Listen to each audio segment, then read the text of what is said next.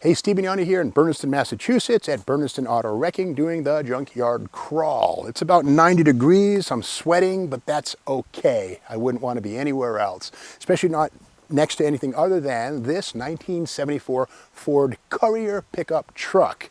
Now, Ford fans will remember that the Ford Courier name was attached to the 1952 through 1960 sedan delivery two-door wagon with panels.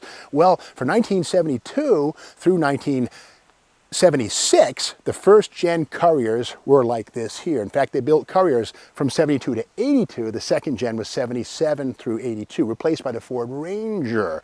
But again, the thing with the Courier is that this is not a Ford product. In fact, this is what we call a captive import. This is the Mazda B-Series pickup truck that Ford hastily imported because they were getting their lunch eaten by compact pickup trucks such as the excellent Toyota Hilux, like this thing right here. This is Road Test Magazine, January 1973, the car of the year, the all-new Ford LTD. But here's the thing, OPEC was coming on strong and cars that got 12 miles to the gallon were no fun. Nobody wanted them. And big trucks, over and out. So, trucks like this miniature, compact Toyota Hilux and of course the Datsun were big sellers. Ford had nothing to compete against these things.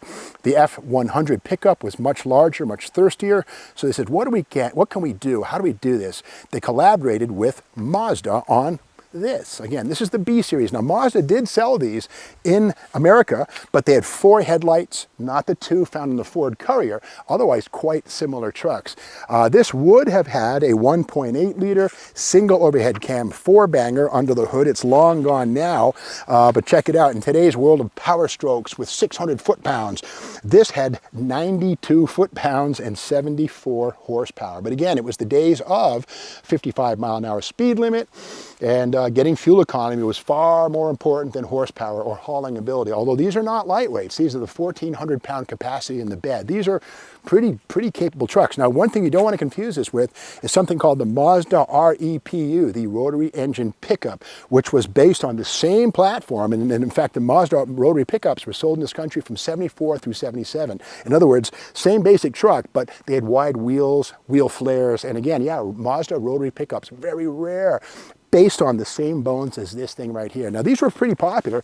144,491 of these were sold in 1974. So hardly a failure. Of course, far more Toyota and Datsuns were sold, but Ford was in there swinging. Now, something kind of cool about these have drum brakes up front, but look how big that is. That's like an 11-inch drum, pretty darn big. 6 lug wheels, and again, these had a 1,400-pound capacity, so these were like, more than a half a ton, although they were small and compact. And with that little tiny 1.8, fuel economy was probably in the 24 miles per gallon range on the open road. Not too shabby. Inside, these were available with manual or automatic transmissions. And what do we have here? Okay. Oh yeah. There's the automatic. That's a Jatco, J-A-T-C-O, 3-speed automatic, and that would suck some fuel economy, probably reduce it by about 10 or 15% versus a manual transmission. But something that's is pretty cool here, of course, this has the rubber floor mat, fairly austere, but it's kind of sad how the original pale yellow paint still shines bright and pretty inside on the floor.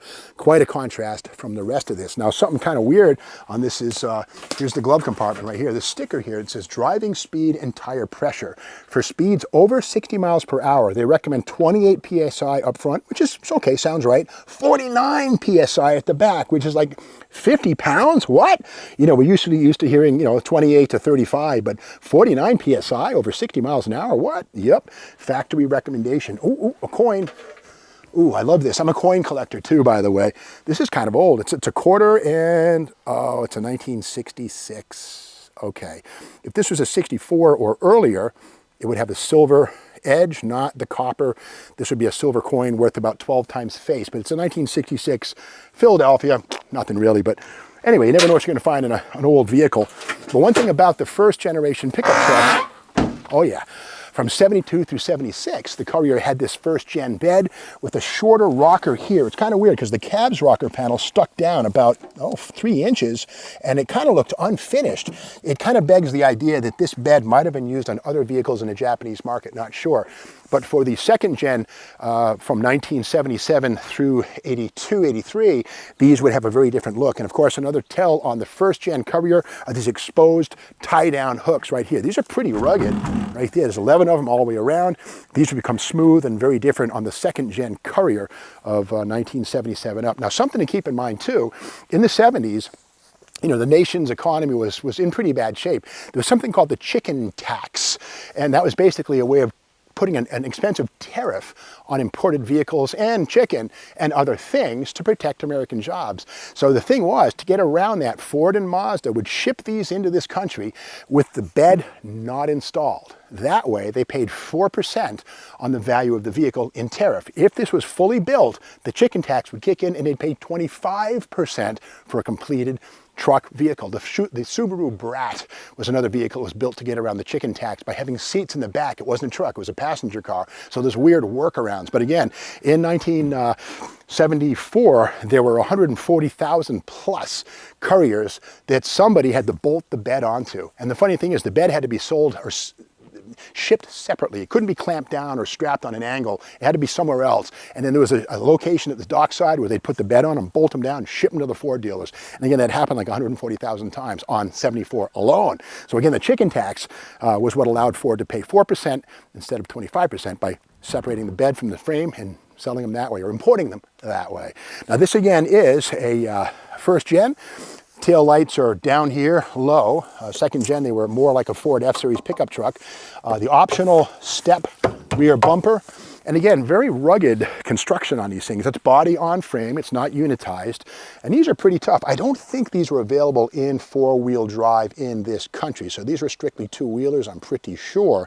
And something kind of interesting is here is Motor Trend, November of 77. And on the cover, oh my God, the 200SX, oh boy.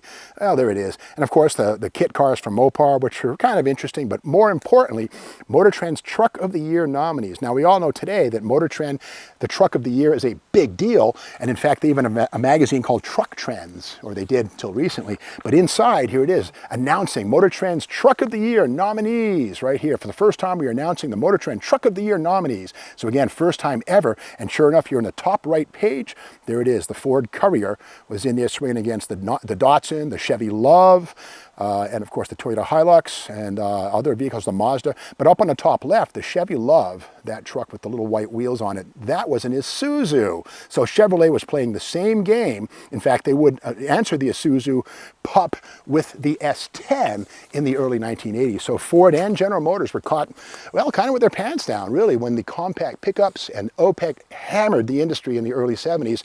This was Ford's answer to the Toyota and Datsun challenge. And again, these were sold by Mazda dealers in this country as the B series pickup.